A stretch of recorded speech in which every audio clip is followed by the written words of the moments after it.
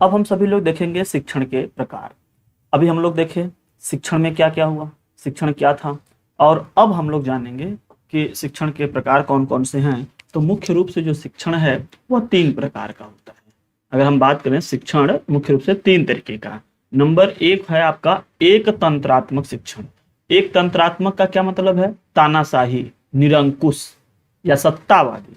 मतलब इसमें जो शिक्षक होता है वह अपने सब कुछ बात करता है, वो बच्चों का कुछ नहीं सुनता, उसके जो मन में आएगा वही पढ़ाएगा, जितना मन में आएगा उतना पढ़ाएगा, ऐसा भाव होता है ना। क्या हुआ इसे जो एक तंत्रात्मक है माने सिंगल तंत्र है ना, सिंगल सिस्टम में चल रहा है। तो इसे निरंकुश माने बिना अंकुश के, तानाशाही आप इसे बहुत अच्छे समझ जाएंगे, सत्तावादी, शिक्षण केंद्रित शिक्षण भी कह सकते हैं। मतलब कौन सा? निरंकुश शिक्षण केंद्रित, मतलब तानाशाही सत्ता। मतलब इस तरीके का जो शिक्षण है, एक तंत्रात्मक जो शिक्षण है वह क्या है, उसमें शिक्षक का स्थान प्रधान होता है, वह जो चाहता है वही करता है। इस शिक्षण में विद्यार्थी को वरीयता नहीं दिया जाता। एक तंत्रात्मक है तो केवल कौन सा इसमें प्रभावी रहेगा? शिक्षक। शिक्षक बिल्कुल प्रभावी है, शिक्षक अपने मन से जो भी उसको करना है वो करेगा, और इसमें बच्चा प्रभावी नहीं होता है। ठीक, इसका मतलब क्या निकला? इसका मतलब यही नहीं निकला कि शिक्षण में सब कुछ शिक्षक ही होता है। माने एक तंत्रात्मक में जो एक तंत्रात्मक शिक्षण है उसमें सब कुछ दारोमदार क्या होता है? शिक्षक का ही होता है, वो वही जो भी कुछ करे सारा रोल उसी का होता है। विद्यार्थियों की क्या जरूरत है, विद्यार्थी उसमें क्या चाहते हैं उस क्लास में, उससे कोई मतलब नहीं है। जो प्रिय लगेगा शिक्षक को वही वो शिक्षण कार्य करेगा, वही वो बताएगा, और बच्चों का मन इसमें नहीं चलेगा।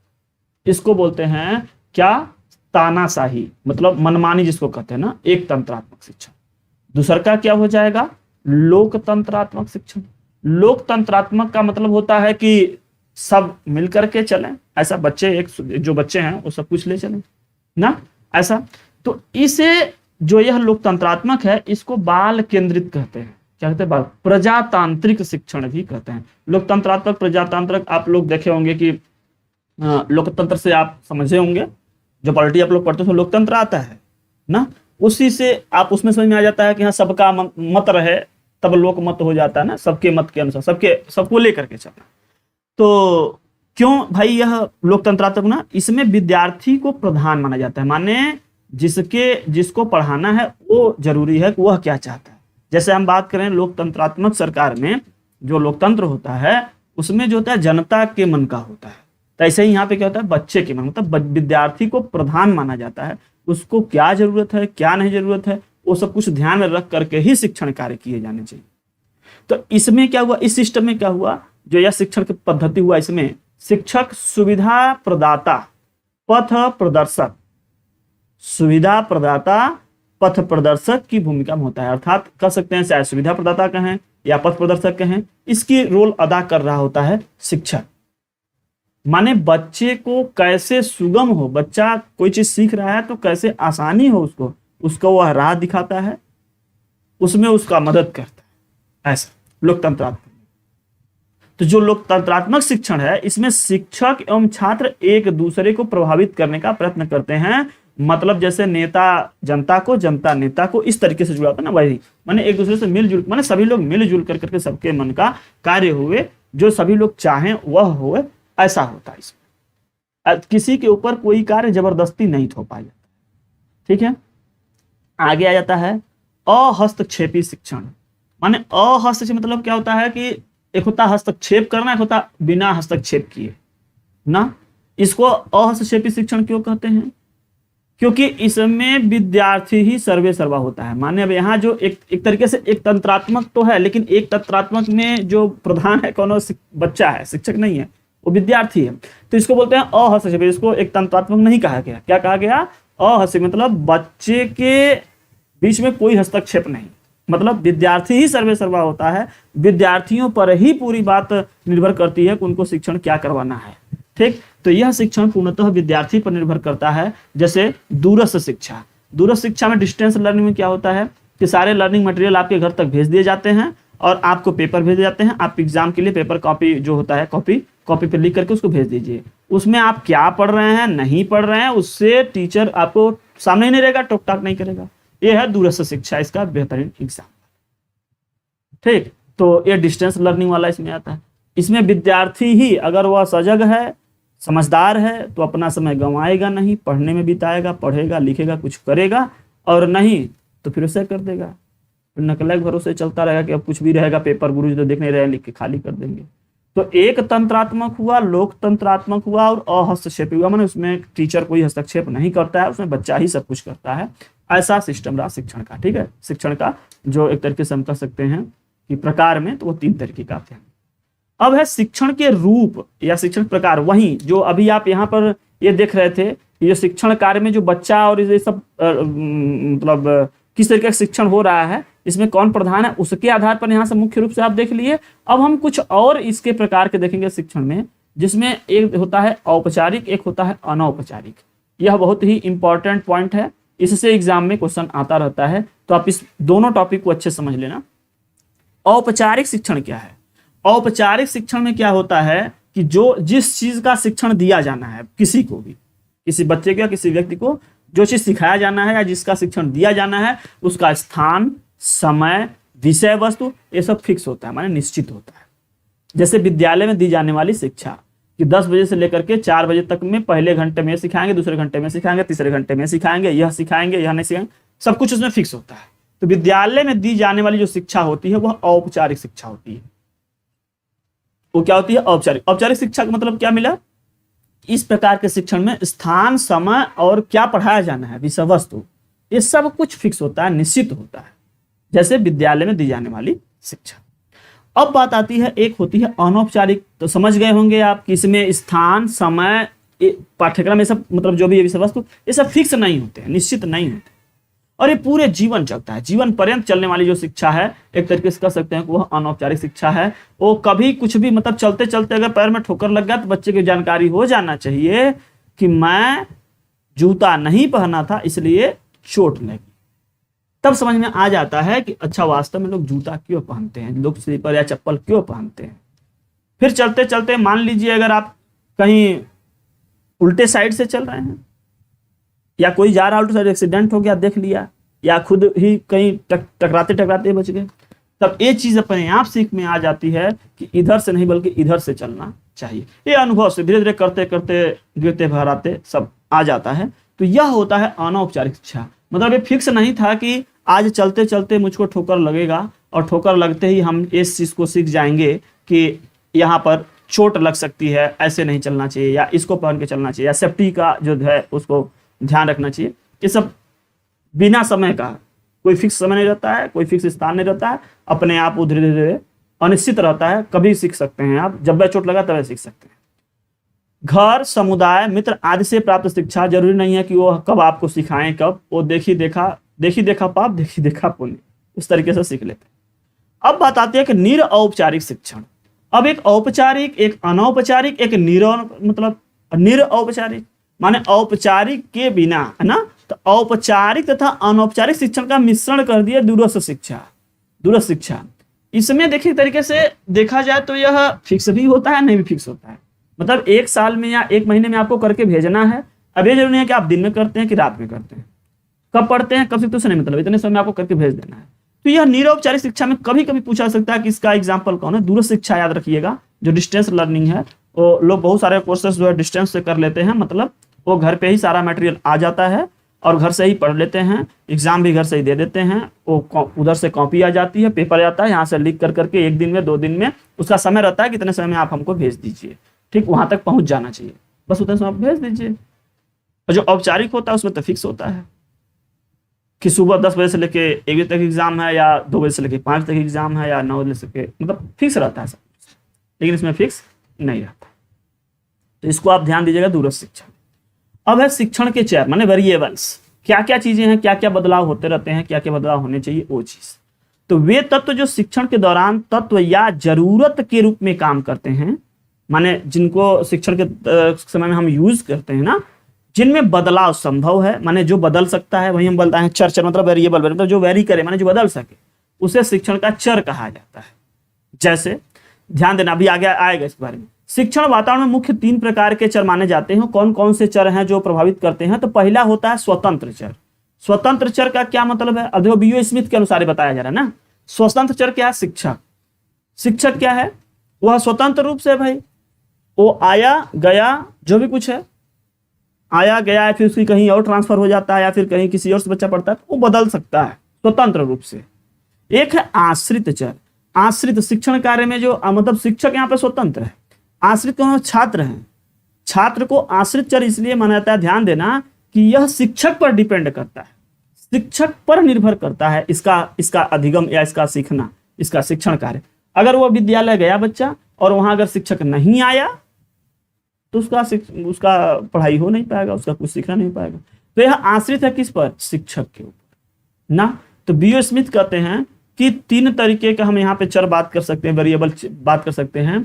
एक स्वतंत्र है, इंडिपेंडेंट, जो हम कह सकते हैं स्वतंत्र। एक है आश्रित, जो डिपेंडेंट है किस पे? शिक्षक के ऊपर। एक है मध्यस्थ। मध्यस्थ में क्या है कि छात्र भी हैं, शिक्षक भी हैं, बीच में मध्यस्थता कार्य कौन सा करता है? पाठ्य वस्तु या शिक्षण विधियां।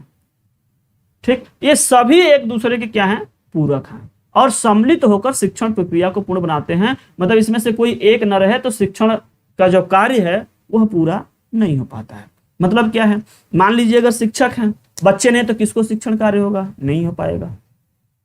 अब कहेंगे आपकी शिक्षक जो है आश्रित है, बच्चे आश्रित नहीं है।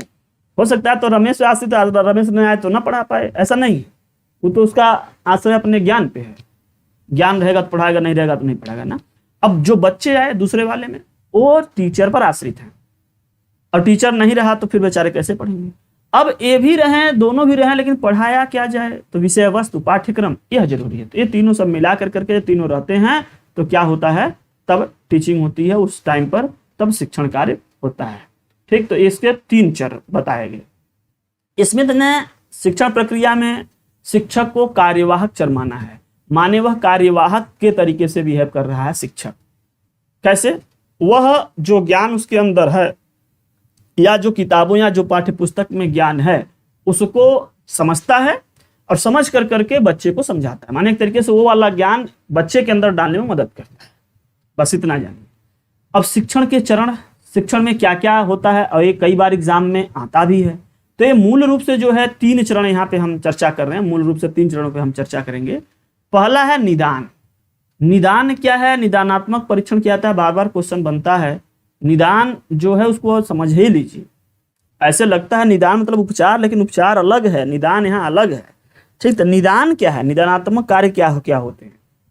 हाँ? निदान, तो इसको जानिए।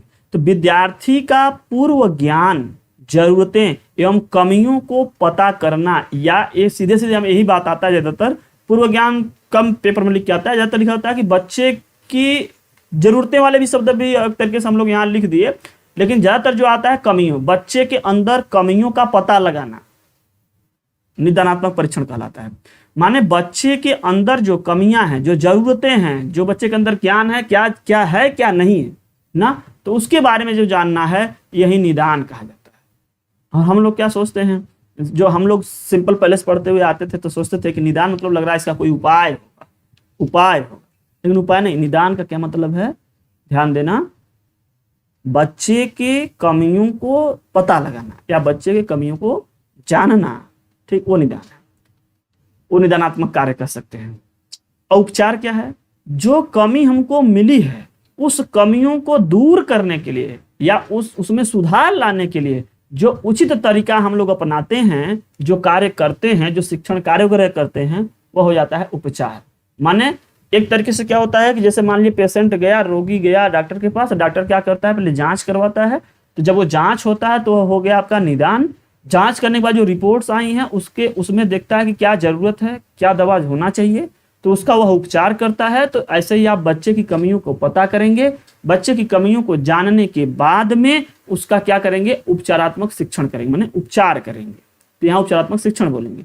जब उपचार हो जाए तब आप फिर से एक बार, कभी कभी डॉक्टर लोग लास्ट में फिर से एक बार चेक करते हैं कि जो मैं दवा दिया, जो किया, क्या उससे ठीक हुआ कि नहीं हुआ। फिर से वो चेक करवाएंगे। अगर वह ठीक हो गया है तो रोक देते हैं फिर दवा वगैरह, और नहीं ठीक होता है तो फिर उसके आगे वाले जांच करा करके जो दिक्कतें होती हैं उसको ठीक करते हैं। तो ठीक उसी तरीके से यहाँ पे आप उपचारात्मक शिक्षण करेंगे।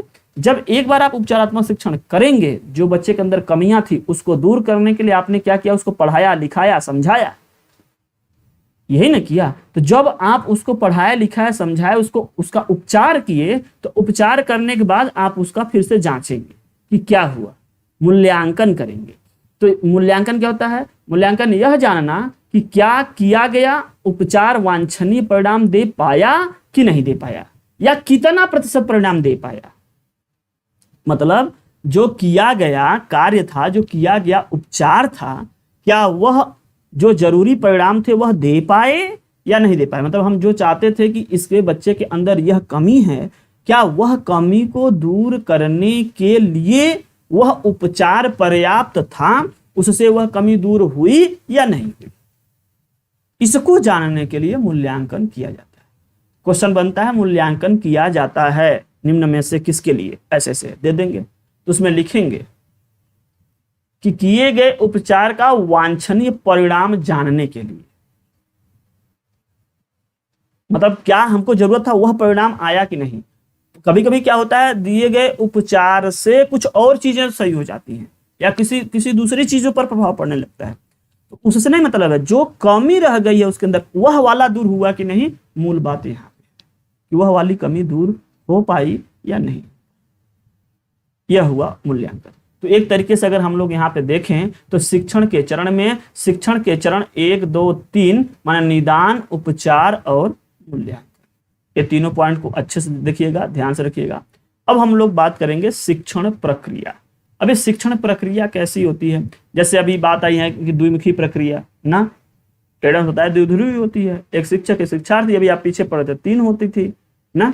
तो अब हम लोग शिक्षण की प्रक्रिया पे चर्चा करेंगे कि शिक्षण की प्रक्रिया कैसी है, शिक्षण की प्रक्रिया में क्या हो रहा है। एक बार हम पहले पीछे से एक बार फिर से आपको दिखा देते हैं, फिर शिक्षण की प्रक्रिया पर चलेंगे। तो चलिए एक बार फिर से देख लीजिए अभी अभी आप लोगों ने क्या क्या देखा। तो पहले आप यह देखें कि शिक्षण के प्रकार, शिक्षण के जो प्रकार थे वह मुख्य रूप से 3 प्रकार। एक था एक तंत्रात्मक शिक्षण, जिसमें टीचर तानाशाही की तरीके से कार्य करता था, मान टीचर प्रधान था, शिक्षक प्रधान था। शिक्षक बच्चों को ध्यान नहीं दे रहा था कि बच्चे को क्या जरूरत है, वो अपने मन से जो चाहे वो कर रहा था। तो ऐसा था, उसमें विद्यार्थियों को वरीयता नहीं दी जा रही थी, सब कुछ उसमें शिक्षक था। बाद में आया लोकतंत्रात्मक शिक्षण। लोकतंत्रात्मक शिक्षण में क्या था कि विद्यार्थी प्रधान हो गया। इसमें शिक्षक जो था वो एक सुविधादाता या पथ प्रदर्शक की तरीके से भूमिका निभाने लगा। मतलब इसमें छात्र और शिक्षक एक दूसरे को प्रभावित करने का प्रयत्न करते हैं। वो सोचता है कितना अच्छे से हम पढ़ा पाएं, बच्चा सोचता है कि किसी चीज को कितने अच्छे से समझ पाए।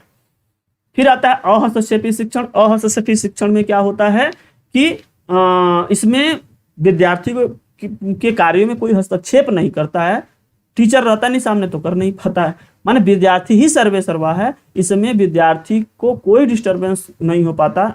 डिस्टरबेंस कहिए कि बीच में कोई शिक्षक आकर के कोई टोका टाकी नहीं कर पाता है, विद्यार्थी ही सर्वे सर्वा होता है। संपूर्ण जिम्मेदारी जो एक तरीके से कह सकते हैं विद्यार्थी पर ही निर्भर। जैसे दूरस्थ शिक्षा, किताब कॉपी सब भेज दी गई घर पे, अब बच्चे का मन वो पढ़े या ना करे या ना करे। पेपर भेज दिया जाए, अब चाहे वो सादे भेज दे चाहे वैसे भेज दे, भेजे ना जाएगा तो होगा, कॉपी चेक होगी, नहीं होगा तो नहीं। आया फिर शिक्षण के रूप में। शिक्षण का रूप अगर हम लोग देखें तो यहाँ पे 3 तरीके के रूप देखे, एक औपचारिक शिक्षण देखे, एक अनौपचारिक शिक्षण देखे। औपचारिक शिक्षण में जो था वो स्थान, समय, विषय वस्तु सब निश्चित था, जैसे विद्यालय में दी जाने वाली शिक्षा औपचारिक होती है। अनौपचारिक जो था इसमें समय, स्थान ये सब निश्चित नहीं होता है। जैसे जिंदगी भर आदमी कुछ सीखता है तो वो वाली शिक्षा, माने घर, समुदाय, मित्र इत्यादि से प्राप्त शिक्षा होती है, अनौपचारिक शिक्षा होती है। क्वेश्चन आता है कि किससे प्राप्त शिक्षा अनौपचारिक है या इसमें से औपचारिक शिक्षा नहीं है, या औपचारिक शिक्षा किससे है, ऐसे क्वेश्चन बनता है। उसमें लिख देंगे घर से प्राप्त शिक्षा, समुदाय से प्राप्त शिक्षा, मित्र से प्राप्त शिक्षा, विद्यालय में दी शिक्षा। इस तरीके से उसमें ऑप्शन दिया रहता है, आप जो पूछा जाए उसके अनुसार आप सही उत्तर दीजिए। फिर आया निरौपचारिक शिक्षण। निरौपचारिक शिक्षण में क्या होता है, या औपचारिक और अनौपचारिक का मिझरा हुआ या मिश्रण देखने को मिलता है, उसका मिझरा हुआ रूप देखने को मिलता है। जैसे दूरस्थ शिक्षा में फिक्स तो रहता है कितने समय में आपको करके भेज देना है, 2 दिन, 10 दिन, 15 दिन, 1 महीने, इतने समय कर लेना है। लेकिन अब वो आज आप 1 घंटे पढ़ते हैं, 10 घंटे पढ़ते हैं, 3 घंटे पढ़ते हैं, रात में 1 दिन सब कर देते हैं, उससे मतलब नहीं है। वो इतना ज़्यादा फिक्स समय नहीं करते हैं, शेड्यूल उनका फिक्स नहीं रहता है।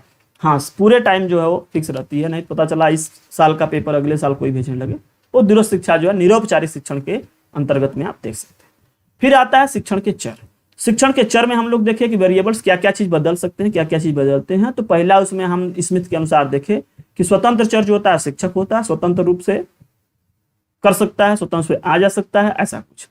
आश्रित चर जो है, जो शिक्षण कार्य है, स्वतंत्र रूप से शिक्षक जो अपना शिक्षण कार्य करता है, वो किसी पर आश्रित होकर के नहीं करता है। जबकि छात्र जो होता है शिक्षण में जो जब भाग करता है, माने शिक्षण जो शिक्षा ग्रहण कर रहा होता है, तो उस समय में छात्र शिक्षक पर डिपेंड रहता है, शिक्षक पर ही आश्रित रहता है, शिक्षक पर निर्भर रहता है। वो जिस तरीके से जैसे जो चीज बताता है उस तरीके से सीखता है। मध्यस्थता का काम कौन करता है? स्वतंत्र और आश्रित में, माने शिक्षक और छात्र के बीच में जो मध्यस्थता का कार्य करता है वह पाठ्य वस्तु करती है। पाठ्य वस्तु न रहे तो फिर पढ़ना पढ़ाना सब डिस्टर्ब रहता है थोड़ा। तो क्या हो जाता है, सभी जो चर हैं एक दूसरे से क्या होते हैं, इंटरकनेक्टेड होते हैं। शिक्षण प्रक्रिया को पूर्ण बनाने के लिए तीनों जरूरी है।